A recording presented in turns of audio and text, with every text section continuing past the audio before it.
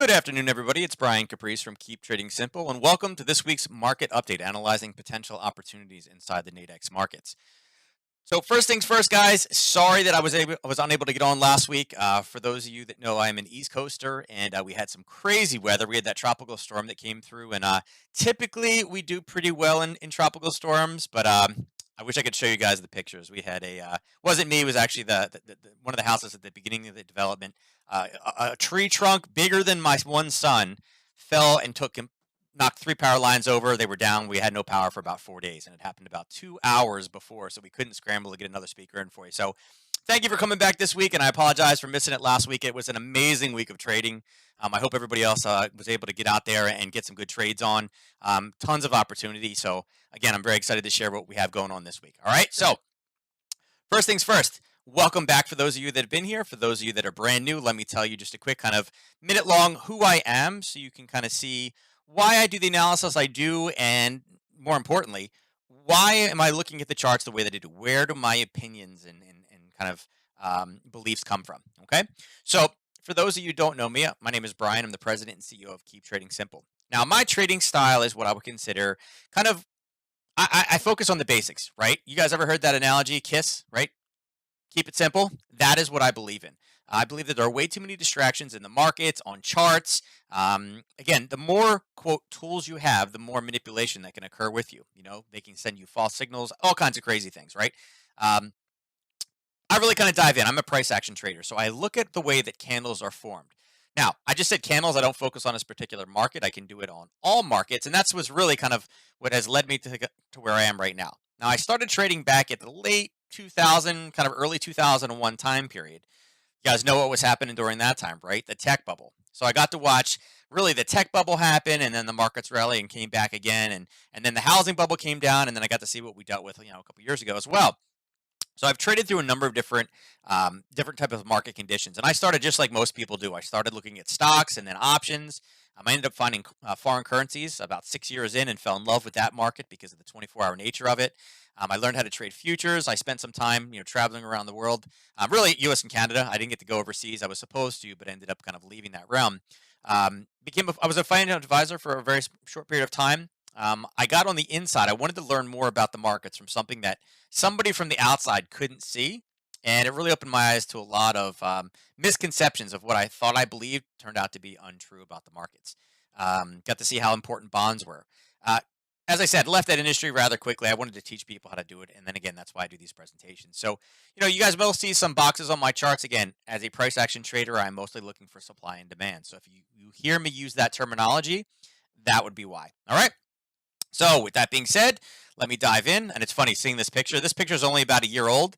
The boy on the left, his hair is actually down to his shoulder, and the girl can actually, the baby here, she's 2 now and can put her hair up in a ponytail. So it's amazing how much in 1 year. Now, I wish I could say that I look younger too, but I feel like I look older. But we'll see. All right, so let's start off with our Nadex risk disclaimer. We're going to be talking about charts and potential trade setups, so I want to make sure that we are covered here. Trade on Nadex involves risk and may not be appropriate for all investors. Trading can be volatile, and investors risk losing the cost to enter the transaction, including fees. The information presented within this presentation is for informational and education purposes only, and should not be considered an offer or solicitation to buy or sell a financial instrument on Nadex or elsewhere. Now, any trading decisions that you make are solely your responsibility and at your own risk. Past performance is not necessarily indicative of future results. Nadex contracts are based on underlying asset classes, including forex, stock index futures, and commodity futures. And Nadex is a registered trademark of the IG Group. Okay, so let's go through the agenda. So first things first, guys, I'm going to cover the upcoming news events for the week. Now, it's obviously Tuesday. Yesterday was pretty flat, and I'll cover what we have today and going forward. We'll also cover what are the kind of latest or brightest news stories. Again, the most, the newest as far as age goes, but then also the hottest news stories, the biggest ones that the most people are looking at. Very important to do this right now with kind of the amount of news that we have this week and where we are with the economy and perceptions. The media is driving a lot of what we're doing right now inside of the markets. And let me give you a quick example. You guys saw the non-farm numbers from last week. They were actually better than expected, right? Meaning the market had factored things in. They were better than expected. But what did we hear from the news? There was a huge drop a huge drop or, a huge increase or, huge drop from, the jobs from before. Well, yeah, because the number before was just completely astronomical. It was the first, rally back again. But instead of talking about how the forecasts were all too negative and that it was a positive number, it was great, the media had to swirl everything and make it negative. So again, understanding where the news and the media are right now in the markets, extremely important because again, perceptions and retail traders' wills bend to what the media sees, right? What the media feeds them. So we're going to cover that. Then let's dive into the indices and we'll talk about where are the indices, where are potential trading opportunities for the rest of this week. Then we'll look at currencies. Now, currencies is having kind of an interesting day. We got one or two movers, and then everybody else is kind of flat. We're kind of like waiting. But again, not uncommon. It is August, and we're the second week of August. This is a very, very popular time for vacations. Kids haven't gone back to school, whether it be virtual or not. College kids are just starting to go back. Parents are actually just starting to drive them back to school and things. So it is actually a very slow time in the markets, but there are still some opportunities in the currencies market. And then we'll dive into commodities. I don't know if anybody's looked at a gold chart today, but yeah, there's definitely some movement inside of the commodities market. And that level that we've talked about probably for the last, I don't know, 3 weeks, 4 weeks in oil has still coming in there and been just an absolute magnet and bouncing point for the market. So we're going to make sure we cover oil as well. All right. So let's dive across and let's look at news. Let me pull a window in here real quick. All right. So make this a little bit bigger for you guys. As you know, this is one of the websites that I use. There are multiples, but I like to use Forex Factor because it has this scanner at the top. It's right in your face. It's very easy to use for me. I like it. Again, I am primarily a currencies trader. What it does is it shows me what has been moving in the last 24 hours. You can see right now, not a whole lot minus the dollar yen. The dollar CAD, pushing to the downside. That's something that I had, been talking about last week. Again, nice little push there. And then obviously the pound yen. Besides that, for the most part, currencies are rather flat. And the reason why is there's no news today. 2 o'clock this morning, we had a claimant for the pound, but besides that, we don't have anything until we have the New Zealand cash rate tonight, right? Nothing. And again, when the markets, think about it. What are the markets and what are the media talking about during the day when there's absolutely no news releases? No real big bond auctions, no nothing. What are we talking about? That's where the news media takes over, and we kind of can, we can kind of see what some of the things are pushing here. Now, tomorrow, you know what? Let me just do this. Wednesday, we actually do have some pretty nice little data setups. Early morning, we start off with the pound and GDP and the preliminary GDP. Check out this number. Look at this right here. Previously, the preliminary GDP number was minus 2%. And you think minus 2%, pandemic, that's kind of expected. But then all of a sudden, look at this. This is what the forecast is for tomorrow morning. Minus 20.5%. Okay, so even if you were not a currencies trader, having this drop from -2 previously to -20, do you think there could potentially be some movement in the pound tomorrow? Absolutely. Okay, now if you're a West Coaster, this isn't anything to trade. It's 11 p.m. at night. Okay, so you can get in there early in that one. Now, 8:30 when we start getting back into normal trading hours, right? The New York time zone. We get back into CPI. Now, CPI is also an extremely important figure. Why? Consumer Price Index. That is inflation. Well, what's one of the biggest moving commodities right now? I mean, we hear about stimulus. What's been moving? What does everybody in the world have to buy right now? What does everybody talk about? You got to buy gold. Inflation, we're printing money, right? Well, the reason why they tell you to do that is because when money is printed, it's a hedge for inflation, right? To hold your value. Well, guess what? If we do not see inflation coming in with the CPI number, the Consumer Price Index, is there any reason to keep buying gold? Maybe not. So again, that's a big number tomorrow morning, followed by crude oil inventories. Now check this out. Crude, look at this. Forecast, -2, it came in at 5. Huge miss. Then the 29th, they expected to have $1 million or 1 million barrels in surplus. Bam, we missed it by 10 million. Huge difference. Then last week, again, 3.4 came in at -7. So they have been grossly off on oil. Okay. This week, they're coming in as a forecast of -3.4 million barrels. So again, could this be a big number? Absolutely. Could it be a big trading piece, right? And then tomorrow night, unemployment rate.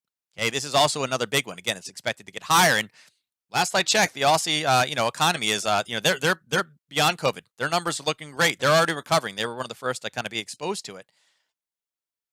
Their numbers are still going up. So again, another, a bunch more trading opportunity here. And again, Aussie will affect gold. It'll affect the Aussie dollar, the Aussie yen. There's a lot of trading opportunities. Thursday, we have this unemployment claims number. Okay, we get to see what's really happening. Is the economy restarting itself? Is it going down? Is it going to continue to go back up again? What are the effects of the new closures, right? How much, how bad is it going to be? Are they going to continue to close? And then we go into Friday, and again, Friday is retail sales. Now, retail sales, in my eyes, for the United States, is one of the most important numbers. Everybody across the entire world wants access to the U.S. consumer. Okay, retail sales includes that number. Again, we're going to see if the consumer is buying, and the consumer buying this retail sales number does a lot of things for us. It's a leading indicator. It's letting us know, are we spending money? If we are spending money, that's where we get good earnings. Again, it brings confidence back into the market. If we're not confident in the economy, we're not going to spend money. That's just how it works.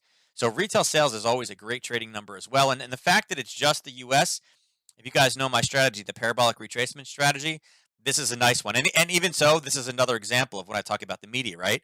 So last time we had 7.5% increase in retail sales. This time we're only expected to have a 1.9 in just a standard retail. So if this comes in at 2.5, that is better than the market had predicted. But you know how the media will spin this one? Oh, there was a 5 percentage point drop in retail sales this month, putting a negative spin on it. And again, that's why we have those parabolic moves back and forth. Okay, that's that's the exact example of what we saw last week with non-farm, right? It was better than expected, meaning that the market has to react and adjust itself to the retail sales number, but the media puts a negative spins and, oh my God, it was so much less. It's like, yeah, but it was better than expected, right? Better than expected. So great trading opportunity. And then again, followed up by University of Michigan Consumer. Again, consumer sentiment is kind of a secondary for me to retail sales, but a lot of opportunity this week in news, right? A lot of good ones. Now, they're not numerous. There's not 30 of them. But if you are limited on the hours that you can trade, there are some really key things here that give us great opportunity, great potential at times that are very easy to capture, right? You know that this one, again, if you're a West Coaster, 11 o'clock, I need to check this one. 8:30 in the morning here on the East Coast, 9:30 p.m. on the East Coast. You can definitely find the time to get out here and start trading some of these news releases, right? Oh, yeah, waves. I was like, wait, what's going on here? All right, here we go. Let's dive into charts. All right, first things first, let me pull this up and I'm already looking at gold. Look at that. Let's go across to the indices. Now, we had a high put in last week, right? This is one of those things right now that I still believe that NQ, being as fluid as it is, it has the power to go higher. Okay, I have areas up top at 11,237.99. Approximately in that range. Again, this is ECN based data, so you need to focus it on, use your charts. But I do believe we have an area up here that we have some sellers. Last time that price tested the zone, you guys can see price was hammered back down again. And it went into a level, this yellow level right here. This was a zone that we saw price come up and it tested here, tested here. Now, if you guys remember this level, because you've been following, you can see that this level has been hit and tested here. And again, this is one of those levels that I would call an area of interest. It is hit and been hammered down, hit and dropped, hit and based on its fourth hit. We expected it to kind of break through, right? And it did. And then what did it do? It flipped and it became the bottom. Okay. Go down to a lower time frame. You can see after hitting, it based, and we're like, yeah, it's due to break. It went through the top and then boom, enter. Enter exploded. Enter and went higher again. Now, again, we're on our number 4 hit here. So again, we broke through and we're looking for a retest. And that's exactly what we saw. Ended up coming through. And again, what did it do? It retested, it bounced and went higher. And then it did the same thing over here. I'll drop it down to 30 so you guys can see it. You guys can see it came down, it popped, touched, and then got hammered again to the downside. So again, this is one of those levels that is providing opportunity both long and short, and we're kind of up there right now. I'll go back up at the hourly so you can kind of get a clear view of it. So right now, again, if we take another long or short off of that one, be careful. But what I would do is I would move my price down approximately into the 10,938 range. And if price is able to come down to there is a potential bounce that will come off of that zone. Why? Well, the last time that price was in that area, we had a nice little base and we punched. Then we had a collapse, an absolute just drop in the market, tagged it, and then popped all the way through again. Now we're starting to approach it again, and you're seeing the same type of bit. How do you come up with these levels? Previous price trend? Yep, absolutely, Michael. Actually, the green and the red are indicators that I have for my students, But yeah, this one was actually hand drawn, the yellow. And again, I'm marking it yellow so you can see it. It was something that we've talked about for a few weeks at this level. Okay. What I'm doing, and again, if you're not familiar with price action is reading kind of candle formation, looking at how price enters areas. In this case, it was a drop, a base sideways. And actually, this is where the original level was. This was an entry for it. The indicator, if it overlaps something, it automatically goes forward. But what this is the same thing. And you may have heard before, and again, this is not support and resistance, but if you are familiar with support and resistance trading, have you ever heard like old support becomes new resistance? Buying and selling areas, the zones that I use, tend to do the same thing, whether it be psychological, because again, retail traders see those things, whether they're a trap, again, trying to catch support and resistance traders. At the end of the day, I don't care exactly why. I know that they happen and they work, and I've followed them for years at this point. Okay, so again, that's why I have these in yellow. So if price gets back up to 11,237, again, I'm going to get more short biased. I want to see, again, how price approaches, if we have any basing below, and again, looking for this to kind of get hammered back down again. Vice versa, we've gotten two entries down here. We're looking for this 10,938, and again, one way that you can do this is also, again, this is the hourly. I love pointing this out, right? This is the candle. This is the 11 o'clock candle. What time did this one hit? If this is two candles back and it's 12:16 right now, what do I preach every single week about what is one of the best times for reversal plays in the morning? Between 10 and 10:30, right? Well, what time did this happen right here? I don't know if you guys can see it. It's probably too small for you guys to see. This reversal happened at 10:30 in the morning. We had negativity all night. We broke the zone. We retested the zone and hammered down. And what happened? Oh my God, it's going to be negative for the day. And what happens? The retail traders get trapped again, if you guys can see it, it's right below there. It's probably a little small. 10:30 reversal in the morning. And then boom, we spike back up again. So again, that's why, again, we focus on levels that exist for entries, for targets, as well as the time that these things happen. All right, so that's the assessment on NQ. Let me jump down. I don't want to take too much time. So the S&P. The S&P was bumping up at this 33.59 level. And again, we talked about it last week. We really wanted to end the week up in that area. It was something that I talked to my students about on our broadcast on Friday morning. And you can see that zone provided many opportunities. Again, tagged it, dropped. Tagged it again, dropped again. Tagged it again, dropped again. We gapped down a little bit. And then this week we kind of came back. But finally, after a hit, we went through the base and kind of popped higher before falling back again. So the S&P is kind of catching up. There are some levels a little bit above. And kind of the same assessment. Now, the NQ, again, let me go back one. The NQ you can see is not at the highs. It's kind of having a little bit more issues. The S&P is still continuing to push higher, okay?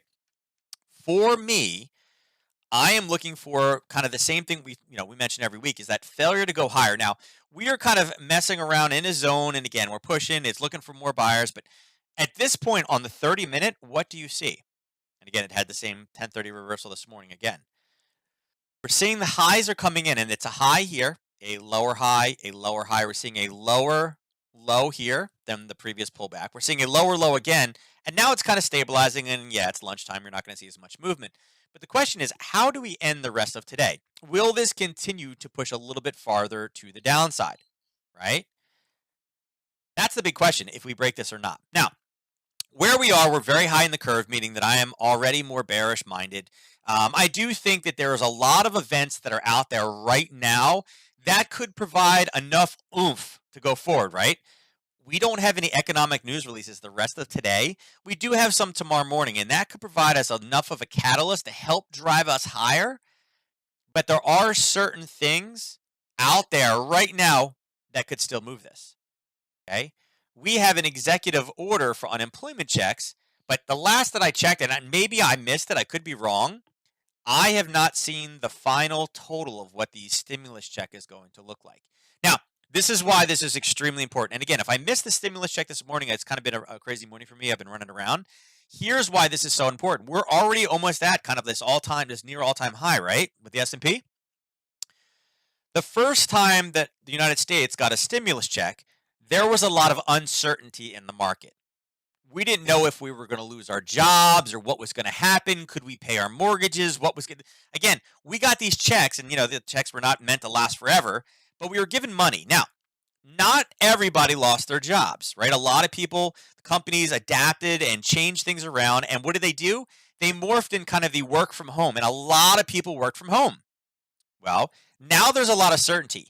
If you have worked at home successfully over the last few months and you never got laid off or got put on furlough or anything like that, if you get another check, are you going to fear uncertainty? And the answer is no. And when people have disposable income, what do they typically try to do with it? Do they save it? No. They try to, or they do one of two things. One, they go out there and they spend it, which is great for retail sales, which gives money back to companies, which helps them grow, which helps stimulate the economy, right? Or number two, they invest it, right? Because they want to use it to make money as like a rainy day slush fund. Okay. With markets as high, they may put it in gold, they may put it in the S&P, they may try to put it in indexes. But when people have disposable income, they tend to take more risks with it, especially inside of the stock market, which also bodes well to going higher. Okay? So I think if we have this, the official, this is what the stimulus checks are, and we get kind of both sides bantering back and forth if this is going to be it, or if there's going to be another one, or what's going to happen next. I think that has the potential. That's one kind of outstanding piece of this that we just can't grab right now. And again, I think the S&P is poised ideally for that because of the three indices, it tends to be the one that is the most responsible choice, right? Now, the Dow is also driving higher, right? Now, the Dow had a lot more catching up to do. As you guys can see, look at this on a daily. The Dow is still not near all-time highs. We're in kind of a range right now. There's this little wick over wick here, and I'll move this up so you guys can see it. It's inside of this zone right here. I don't know if you guys can see it. I'll mark it off right here. There is a kind of a pullback on the lower time frame, and that's kind of what we're in right now. So although the Dow is driving forward, it's trying to play catch up with its two siblings. I also believe that if we get any type of negativity, if some numbers come in as a surprise or something else, I don't know, God forbid, something else catastrophic happens, the media takes an absolute negative turn, I feel that the Dow is actually poised for the fastest drop back to the downside, okay, based off of where it is. Now, in the hourly, again, it's driving. We do not have one of those failure to go highers. As you can see, the top of that zone is sitting right there. And right now, we do kind of have more of a confirmation, right? The red, the green, the red. This tends to confirm that we're looking down, although, again, we got a little bit of basing right now. So it's in an area where buyers have settled in. Now, this one, again, this is the exact opposite. We watched the other two indices do what? They were more or less driving down, right? And then hit that 1030 and then reverse back up again. This more or less is continuing to push forward, and you can see there's a little bit of a whip back and forth, but less indecision. So again, this is the kind of the outlier for the morning was the Dow. And again, that's also why I feel like when this does turn negative, because this was driving, I feel like this one has the most negativity to the downside. So I am actually looking for shorts for this week. It's going to need a little bit more catalyst. And again, retail sales could be the first thing that drives this down. We may get it sooner than that, but we'll see. Okay. So those are the three indices. Let's jump across to currencies. Now, the Aussie. There's a lot of stuff going on here. And again, the reason why I have a lot of these up, I'll clear a lot of this off for you, is because with us skipping last week, I wanted to make sure that we followed up on where we were from before. So a couple of these areas that I want to mark off, I'll replace this one for later. This is a yellow area that we've talked about. And this yellow area as well has provided some great short opportunities. This was actually for my guy, so I'll erase it across. But as you guys can see, it's kind of done the same thing, right? This same area has provided a lot of opportunity in the fact that it came up, it established, it gave us a great short entry. It came back up, dropped through it again. Again, this is hit number 3, actually hit number 4. We expected a fail. It came higher, grabbed the area of basing, which again was the ideal target. It not only dropped through, it came up and retested that same level again, and then gave us a great short again. Okay, now it did pop, came back up, and again, it's been having a little bit more issues. We just had a retest. This one is very, very closely linked to gold. All right, so for me right now, for the Aussie, I'm kind of looking at this. I mean, we have price right here at 71.60 right now. I'm kind of looking at an upper and lower range, particularly for Aussie news later on tonight. Actually, it's the New Zealand news, but it will affect the Aussie as well. I'm kind of looking for this to get out of this kind of sideways movement. All right.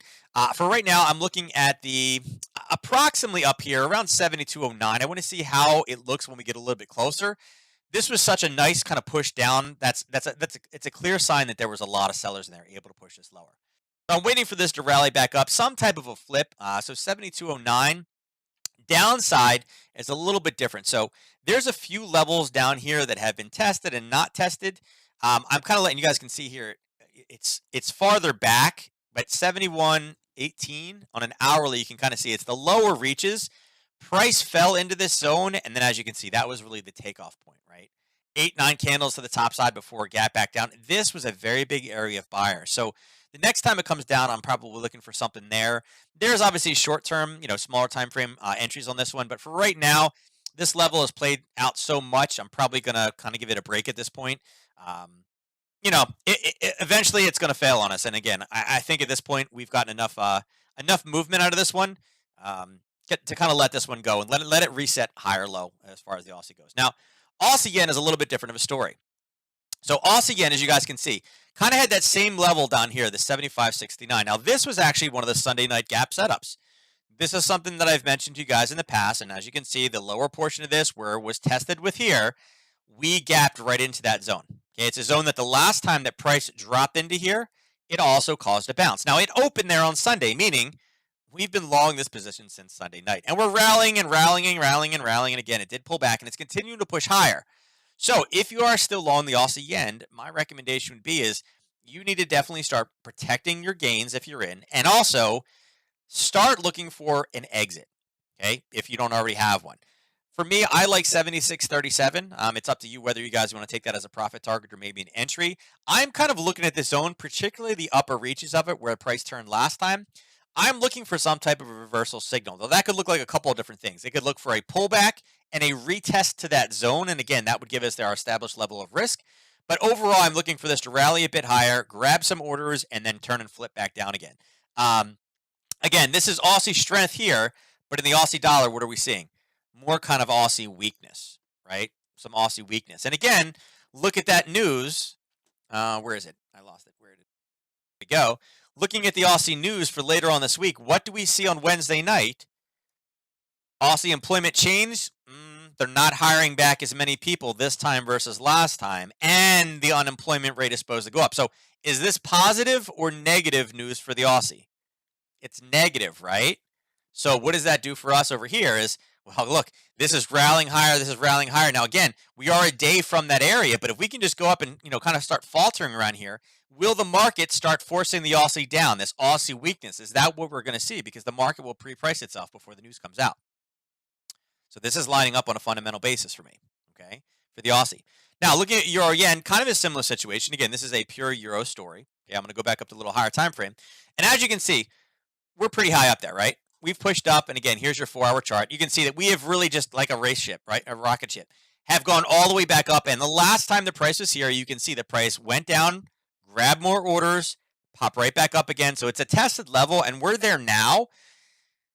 This is another one of those links that I've mentioned in the past. Now, I don't see really anything out there that's telling me that there's great European strength. If you're looking at the last 24 hours, here's what we've had in the last 24 hours, plus 25 pips for it. That is absolutely nothing. So I'm not really concerned. I'm not really looking at this and saying, hey, there's a lot of European strength out there. But yet we're having this rally forward. And doesn't this chart right now, at least on the 4-hour, I mean, we can show the hourly, right? It's very, very high up here, right? It kind of looks just like this, right? We're rallying back into an area where prior sellers have stepped into the market. And then with the Euro Yen, again, very fast ascent into an area where sellers have stepped in. Now, this is obviously a yen play because it looks very, very similar on the Aussie yen as well as the Euro yen. So for both these positions, I am also looking for some type of a short position, ideally around news. News is always the best, but again, any type of major release in the U.S. market could also affect both of these currency pairs. Unfortunately, tomorrow, again, we have pound news in the morning. We don't have any European news. And again, I don't know if it'll hold that long for then, but it could. It could. That would bring us over to this pair, which again, also is rallying, right? Now, we had sell levels up here at 139.04. And you can see it hit one time, it hit 2 times, it hits 3 times. Look at that. On the magic 4th hit is when it finally broke through that level. Okay. Now, this one is also, and again, the chart that I just went up to, let me see. Let me pull out. Let's see. Grab it. Nope, I can't. Hold on one sec, guys. I wanted to move this price so you guys can see this a little bit more. Back. All right. So as you guys can see right here, right? This is a zone that we were looking for, right? This 39, approximately in here, right? 39.40 area. Last time price was here again, it dealt with a gap, it punched higher, and then pushed lower. So we're in that area right now. This is a little bit different than that Euro yen and the Aussie yen in the fact that it is not at the upper reaches. It's not sitting over here. It's sitting a bit lower, right? So for me, as much as I'd like to say, hey, listen, I love this short, I love this area, it's created a base, right? It's created a base at this level right now. So we need to be a little bit more cautious with this one. If the yen obviously is a big driving force of the Aussie and the Euro yen dropping, it will also affect this as well. But at this point, I feel that the GDP numbers coming in tomorrow morning, I think are going to have a big play into this one, right? I mean, GDP is expected to be 8.1%. Is that good or bad having GDP of 8.1%? That's a pretty good number, right? And I think that's what the market is doing right now. The market is adjusting the pound beyond what the yen is doing, right? Aussie yen up, Euro yen up, pound yen, which actually has some type of factor that's involved with it, not just the yen play. The market's adjusting for great GDP numbers. If they fail tomorrow and say come in at 6%, is 6% good? Sure. 6% GDP month over month is great. But it's not what the market expected. The market expects more out of the pound. So if it misses, that's also leading us up to a short opportunity. Okay, so I do not have an entry on this one, unfortunately. Again, I'm looking for this one probably a bit closer to that news release, and I will probably stay up tonight, even though I'm an East Coaster. These get rough at 2 a.m. But I will probably, stay up and see if I can get some type of a short entry. Again, I want to see what the news looks like. I want to see if there's any 30-minute basing.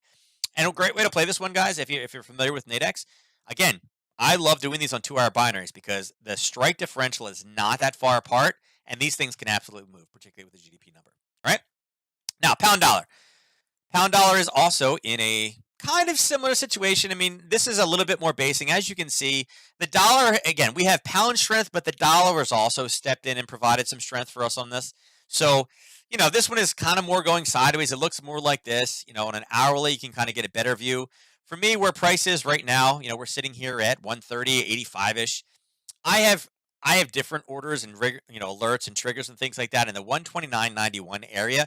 That's really where price has been tested. I mean, it's pushed twice and kind of rebounded back, and vice versa. There's larger time frame zones and selling up top. You saw this, the level that we had drawn actually like 2 weeks ago. It's hit here, and again, it came pretty deep and then kind of rolled over and put new levels of sellers in. So if we get back up into that area as well, I'll probably be looking for that as also. As you can see on the larger time frame, we're in this minor zone, but there is another one larger at 132.52. I don't know that we'll be able to get there before the pound news, but I'll tell you right now, the pound GDP is proposed or forecast to be 8.1. If that comes in at like 12, something really big, that's a lot of strength. Right? That could easily pop us up to this 132.52. So for the rest of the week, I'm kind of watching that level. And again, I have alerts, I have triggers up there. If price pops into there, I'm getting an email to my phone that says, hey, listen, you need to come check this chart. This thing is pumped into a 4-hour level that's been untested based off something with news related, right? Get back and check this out. So that's kind of what's on my radar for the pound dollar. And again, the pound news tomorrow morning can obviously affect this one. Anything with stimulus and the dollar and things like that, obviously going to affect this. Really for the rest of the week. CPI absolutely has the ability to affect this as well. And again, for those of you who know the parabolic retracement strategy, if we see a big push, like say that it's great pound news, look for that CPI number to be good and bring us back to the start of that actual move. Look for a retrace all the way back again with that kind of flip-flop news back and forth. All right. What do you see for the U.S. Currency? The U.S. currency war with China. I'll cover that in one sec. I don't really consider it. I think it's completely made up, to be honest with you. And here's why. I don't really believe much of what I see, but this is what they're showing us right now, right? You have Trump says, "Oh, I haven't spoken to Xi in a long time." Really? Because last week you were talking about, or we heard about it last week that they were talking about, we were going to have the next round of talks. A week before that, what we were doing, we were kicking each other out of each other's embassies. Okay, so at the end of the day, I don't really think there's any war there. Put it this way. If you look at what drives the Chinese economy, it's exports, right? Who do they want to sell their exports to? The United States. So it doesn't benefit their economy having a war with us. It helps and hurts us. I mean, we get obviously cheaper goods than what we produce here. But the reality is, a lot of this is just trumped up. That's all it is. I haven't spoken to him in a very long time. I highly doubt. What is a very long time? Is it 1 week? Is it 2 weeks? Is it 1 hour? Is it 2 hours? Again, this is just spun, right? Both countries kind of need each other, and in a huge, put it this way, we are about to go into a recession. And what happened last time? When the United States goes into a recession, it affects the entire globe because our economy is so large. If everybody else goes in recession, it's absolutely going to hurt China. So at the end of the day, neither one of them can see each other fail. That's just what it is. Okay. Now, euro pound is an interesting trade right now as well. Okay. Brexit is a real thing, right? We still don't have any details about that one. We're not going to really hear much till the end of the year. But as you can see on this one, and I'll bring it back up to an hourly, this one is kind of faded back and forth, but we've been in a pretty defined zone up and down. Now, tomorrow's numbers for the pound will give us a little bit of an oomph forward. A couple of weeks ago, we had the EU Economic Summit, and they came out with their stimulus package. It really didn't provide much movement. The reality is, as we get later in the year, I think the biggest kind of risk for the euro is going to be, is their stimulus package big enough? It was big, but is it big enough? And this also goes for the United States and any other country putting out stimulus packages right now. If we do see a true wave 2 of the global pandemic, which by all estimates could definitely happen, right? What will it do next time? How will it be treated differently? Will people do anything differently? That's going to be it's going to weigh more on the euro than it's going to go on the pound, right? Because the pound, because of Brexit and everything else, was already so beaten down. I'll tell you right now, the euro coming with absolutely huge stimulus kind of bills is not good for the European balance sheet, because it's not one unified kind of everything. That monetary policy and economic conditions are different from country to country. The euro in bad times is not as resilient as something like the pound, right? The sterling will definitely last. Any of the other countries, right? Any of the non-unified countries will be able to sustain something better than what the European Union will be able to do. So again, I'm looking for probably a bit of movement tomorrow morning, but again, this one is showing us that there's really kind of no major player in this one, right? We've seen this kind of rally, or kind of fall back into kind of areas where we've rallied in the past. So that 89 number, and historically that's about where it stays. It was in that same range. The lower we get here, the more kind of bullish I'm probably going to get on this one. And again, it could be pound negativity. I mean, Boris yesterday or 2 days ago was mentioning at he could quarantine people again at a moment's notice if he felt like it was the most beneficial for his country. So again, they're taking the steps they need to take to be nimble and kind of fight the remaining kind of pandemic. But again, any sign of stage 2 or or phase 2 or wave 2 or whatever you want to call it is going to affect these two pairs. So I'm using this one for diagnostic purposes, not really trading too much of it lately. Looking at the euro, so as you can see, this is a position that we talked about, and I've left it up there. This was a great trade for my group last week, and actually I guess this week as well. But again, we punched through a zone that we had talked about being an area of interest. And again, 1 hit, 2 hit, 3 hits. Number 4 is what broke. It retested, entered, boom, 1 to 3, 1 to 5, and then established the bottom and punched back up. And look what it did, guys. The same zone that we had before, this area of interest that we had marked off, provided a great opportunity this morning. And this is a pretty nice move. This is about a 44 pip move in about 2 hours. Okay. If you guys are unfamiliar with what the strike differential is on the euro dollar binaries, as soon as we are done today, I want you to open up your Nadex platforms. I want you to go in there and look at the forex contract specifications, or just open it up, see what the strike differential is, and tell me how many strike differentials occurred from here at, let's see, when did this start when we tagged this zone the first time? From 8 o'clock, or actually, I guess, yeah, from 9 o'clock in the morning till 11, how many strike differentials did it cover in that time frame? And then let me know if you would have been able to set up a trade. Because like I said, these 2-hour binaries in the morning have been providing a great opportunity. And this is an old level. Now, would I use this level again? You may say, hey, listen, Brian, can I do it next time? If this happens tomorrow, can I take the same trade? The question is, I'd be very cautious with it, and here's why. Okay, this was a previous buying level, right? It's been tagged a few times. We expected it to fail. It's retested, and it's actually pushed pretty deep into the zone. So if anything at this point, I would probably be taking this and flipping this over and actually using it for more of a long opportunity at this point. Okay. And only because it's really pushed deeply in, it's hit multiple times. So again, it would look very similar to what we had here. It's a break above this level, a retest down, and then a launch forward. Now, if you can time that with news, that's how you play it, right? Now, there's not really much European news, but think about this. If we can get a rally the rest of the day and maybe the European session, yeah, weak dollar, strong euro, and it punches up and then pulls back again for the news releases. And again, just to refresh you again, here's your news releases tomorrow. CPI, the number one focus of every gold trader right now. CPI, could that provide opportunity for us tomorrow? Sure, absolutely. Sure. I mean, it could push down. Again, we may be talking about these lower levels. But again, if we do get a rally back up again, watch this level, particularly around news. And it could be used for long or a short tomorrow. It's really going to depend on what we see in the after hours. Okay. But definitely a level that you need to respect, right? People will see this and say, oh, what didn't work? It didn't do anything. Yes. It has provided one opportunity, two opportunities, three opportunities, four opportunities, five opportunities at this point. If you don't follow it, you're just, again, you're blind to, what's happening behind the scenes. Okay. So keep an eye on that one. Now, dollar CAD. Dollar CAD I talked about last week, really getting back down into kind of lower levels. You can see this one is pushed, pretty far down. And again, this is, dollar weakness, CAD strength. We saw a little bit of it popping up last week, and there's been a few entries in this level as well. You can see here that there was another one of those break, retest, and collapses through. So, and actually, this zone shouldn't be this big. It's kind of in that range, probably here.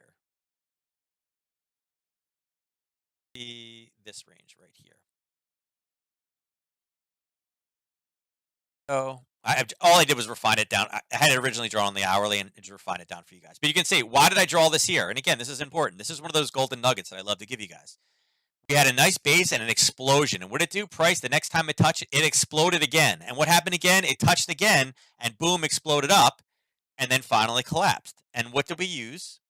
There's your entry and there's your fall. So at this point, I would be looking, for any type of long targets. Again, if you are short this position, 132.56 is an area that you definitely have to watch out for. Again, look for some type of a confirmation bounce, a hit, a pull off, and a retest back down again. But I'll be looking for that. This will be affected by the U.S. news as well as crude oil tomorrow at 10:30. This week, there is really no outstanding CAD news that is going to be great. They are purely on vacation. So this will be a pure dollar/oil play. You better catch that later.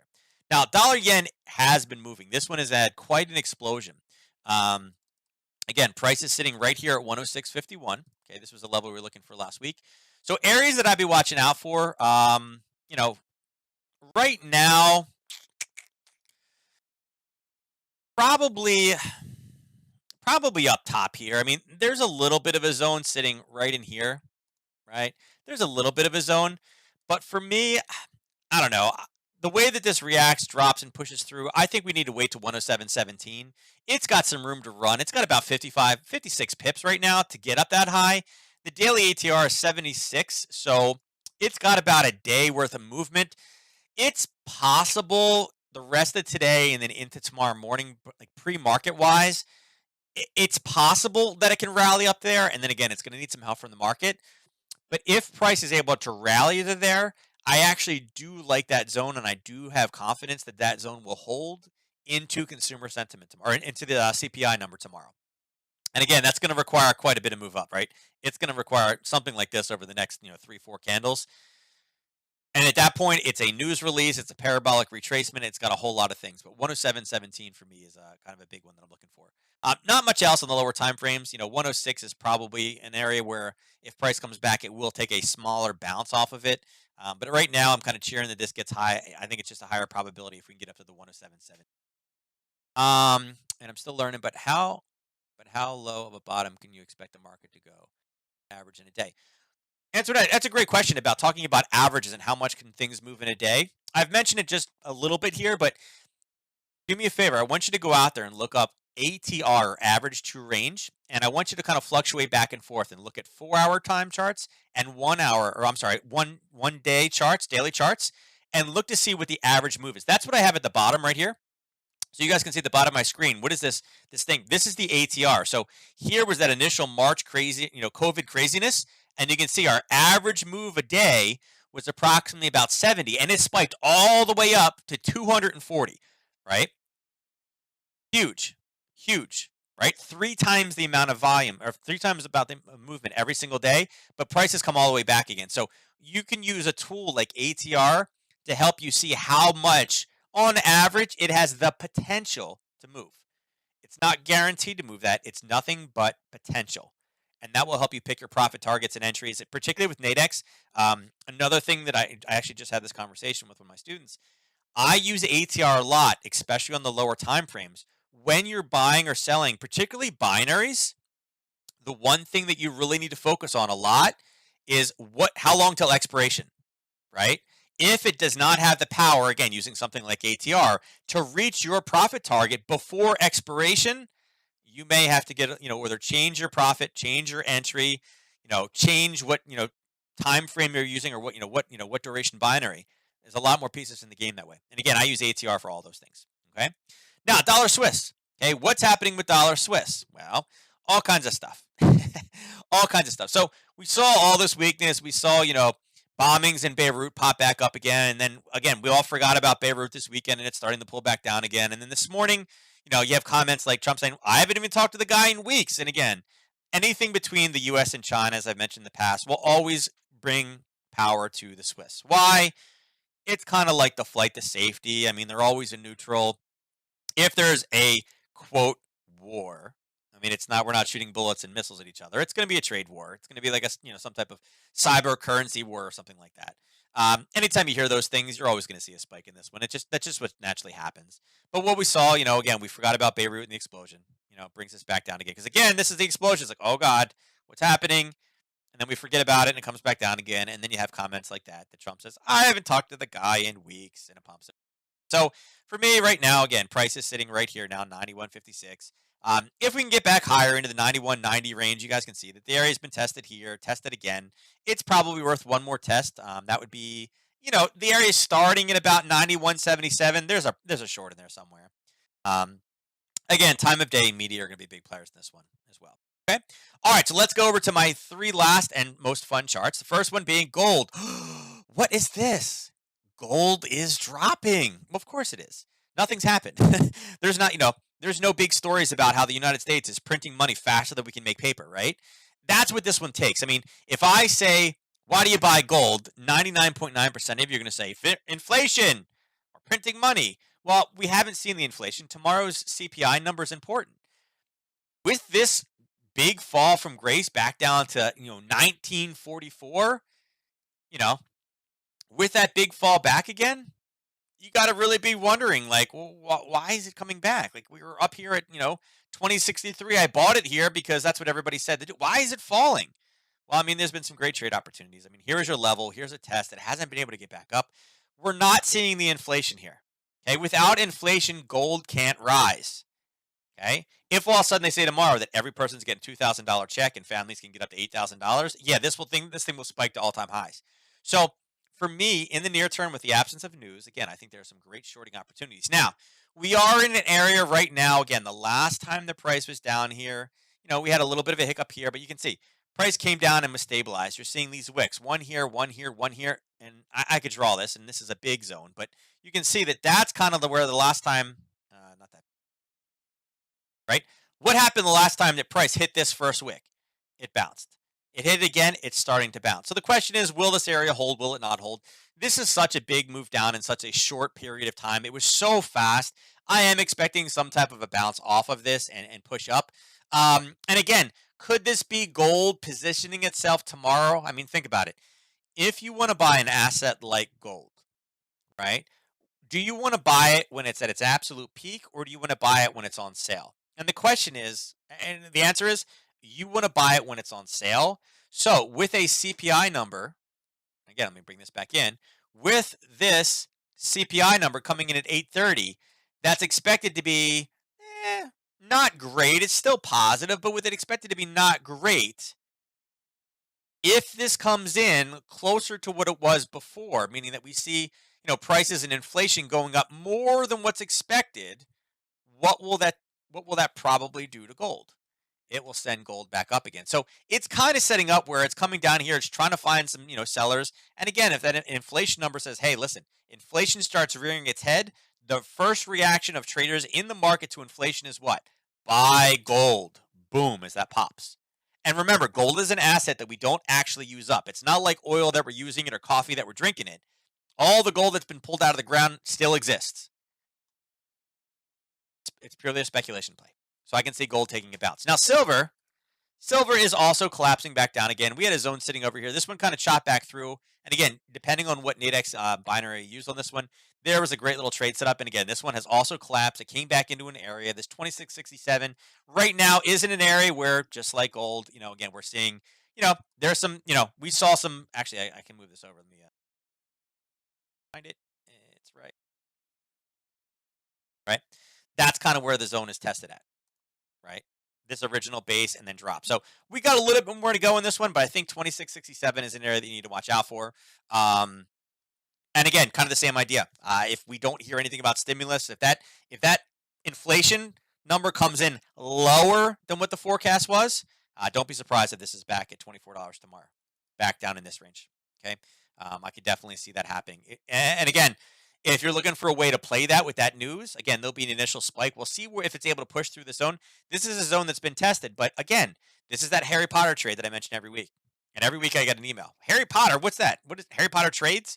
No, it's just it's a continuation pattern to the downside. Again, a pop below, a punch up, and then a continued push to the downside. If we break through this zone, and again, this is approximately 2659.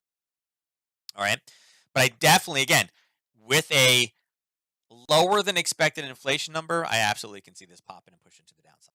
Right, so don't be surprised if we see this number. And again, could it bounce off of here? Sure. I mean, if we go down to here and the inflation number is higher than expected, this is absolutely an area where we could hit it, pull up, bounce, and then go. It looked like something like this. Whoops. It would look like this. We'd take a bounce off of it. It would pull back down again. And again, that's your telltale sign that, yep, this looks good. Then you'd have a punch like that. Okay? So that is absolutely one possibility of what could happen, right? The other one would be if he bases in this zone and then punches down, just flip this. And again, there's your Harry Potter scar. Not as far ahead, but, back to the downside. All right? Now, last but not least, let me pull it up on the other chart. Let me go grab this one from TradingView to get the most updated information. Let's see, crude oil. All right, so looks like crude has pushed a bit higher.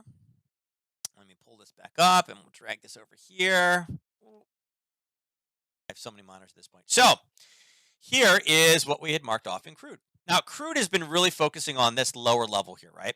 We talked about this level down here. God, we've talked about it for weeks now. It was the same thing. It was an area where price, was bouncing off of it here and here and here, and then all of a sudden it came the bottom, and then it was boom, and then came again, sucked into that area again, and again bottom again. Whoops. And then again we hit it again, and then it bounced off. So it's been an area that's just been again a zone, an area of interest that we've had to watch and follow. Now, price has pushed a bit higher, so. This going up, again, not surprising. We talked about entries in here where you're looking for another hit at this level. It's kind of pushed back down to this 42 range. We're not at peaks, and there was a little bit of a zone here, and you can see that this kind of hit and bounced and kind of hit and pulled back, hit and pulled back. And again, it did its 4 hits and broke before turning and flipping. So oil, the best way to play this one, and what I found over the last probably a couple months now, is we really need to look at this tomorrow morning. Okay, the inventory report is at 10:30. Last week, most of the activity happened before the report. And even though there was an absolutely huge miss, we got almost no movement whatsoever. None. And that told me one thing. Okay. Whenever you see a huge miss in an inventory report number and there is no reaction in the price of oil, it means that traders are looking at something else. Okay. If we were down by 10 million barrels, this thing should have popped, and it didn't. It actually went to the downside. What it's showing us right now is the dollar is more in control, as well as people are focusing on what the demand of the economy looks like going forward. If we don't get big spikes, typically that means that they don't see a positive outlook for the economy. Kind of opens your eyes to a couple things, right? Huge miss, no movement. It actually goes down a little bit. And then obviously days later, a rally. But we have really been unable to leave this range. Here, I'll shrink this down a bit. Look at this. We have been in this range for such a long time. I mean, we're talking back to July 20th. We're at almost the exact same spot of where we were. And actually here, the line's the same. So as of June June 23rd, right? We haven't moved. And if you go back even farther, you can see we have really been stuck in the same, again, here's that blue area, and we go farther back. We've been messing around with the same blue area within $1 for over a month now. Question is the inventory report tomorrow going to be able to bump this out? Question is, I don't know. I mean, but areas that I look for in here, again, I think this, 41.28 is an area we got to watch out for. Again, your risk on that would be down to 41.05. That's a zone that, again, has held time and time again at this point for longs and shorts. If we're able to kind of come in here and we base and we break through, don't just, say, oh, listen, I got stopped out of my long. Look for a retrace back up again and look for a short, kind of a flip of what we have going on here. It's just done it too many times to completely avoid it, and it keeps establishing new levels. And what I mean by establishing a new level is we based, we popped, we've retested that said, hey, listen, buyers stepped in, and boom, off to the races. Top side, we ended up hitting, pulling back down, we hit, we based again. And then again, 1, 2, and 3 is finally where it kind of based and broke through the top, and now it's falling back again. It's fighting. The sellers have stepped in from the top side. And the question is the short we're in right now, will it come back down to 41.28? And I would say right now, it's got a little bit of, a couple buyers in here that it's probably going to speed bump off around 41.90. But in the overnight, again, those same buyers are probably not going to be there in the overnight. If we can push down, again, looking for a long opportunity out of here tomorrow. All right. So, guys, that's the last of the kind of commodities out there. Like I said, I think the big ones we need to watch out for is gold. Again, be cautious with it. I think Nadex is an absolutely perfect asset to play it in right now. Again, because you have that limited risk entry on pretty much everything that you have, actually everything with Nadex, right? It's a great way to play this right now, just in case you hear this gigantic stimulus bill just all of a sudden. All right, that's it. Bam, everybody's getting $5,000. This is the last stimulus check, $5,000. Make it last.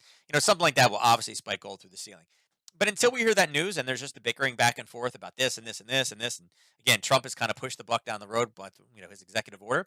I consider, I would think being bearish is probably not bad, but definitely be cautious tomorrow with that CPI number.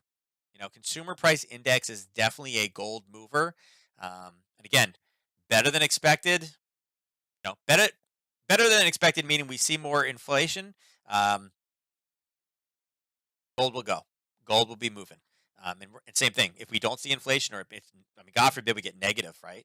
God forbid we get negative, right? If it's negative, gold's going to tank tomorrow. We'll see what that one comes out. All right, guys. So with that being said, make sure you mark off your calendars for Tuesday the 18th. I did go over a lot today, so if you are new, like Antoinette, if you have any questions about anything I said, you're more than welcome to kind of check me out on the website. You can email me. My email address is the bottom, support@keeptradingsimple.com, and I'll do the best that I can. Guys, have a safe trading week, and I will catch you guys next week at the same exact time, 12 Eastern, and I'll catch you then. Everybody be safe, and take care. Bye-bye.